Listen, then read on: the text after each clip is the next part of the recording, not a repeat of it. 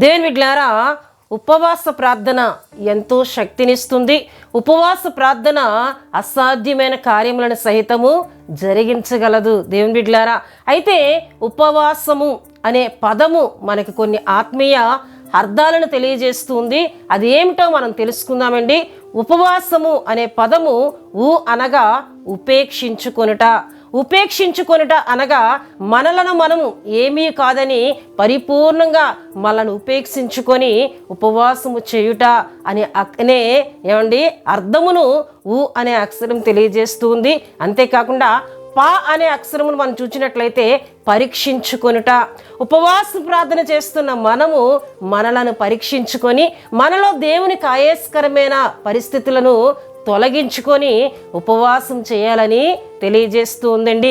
వా అనే అక్షరం మనం చూసినట్లయితే వాక్యమును ధ్యానించుట అనగా ఉపవాస ప్రార్థన చేస్తున్న మనము ఆ దినమంతా కూడా వాక్యమును ధ్యానించాలని తెలియజేస్తుంది. సా అనే అక్షరమును మనం చూసినట్లయితే సమర్పించుకొనుట లేక సహవాసము చేయుట అని మనం చూస్తున్నాం. అంటే ఉపవాస ప్రార్థన చేస్తున్న మనము మనలను పరిపూర్ణంగా దేవునికి సమర్పించుకొని ఆయనతో సహవాసము చేయాలని తెలియజేస్తుంది. ము అనే అక్షరమును మనం చూసినట్లయితే ముడిపెట్టుకొనుట అనగా దేవునితో ఏకమై ముడిపెట్టబడి మన ఉపవాస ప్రార్థన చేయాలని ఉపవాసము అనే పదం మనకి తెలియజేస్తూ ఉందండి. అయితే దేవుని బిడ్డలారా, ఉపవాస ప్రార్థన శక్తివంతమైందని మనం చెప్పుకున్నాం. ఇటువంటి శక్తివంతమైన ఉపవాస ప్రార్థనను ఎంతోమంది భక్తులు బైబిల్ గ్రంథంలో చేసి వారు ఎన్నో అద్భుత కార్యములను పొందుకున్నట్లు దేవుని వాక్యంలో మనం చూస్తాం.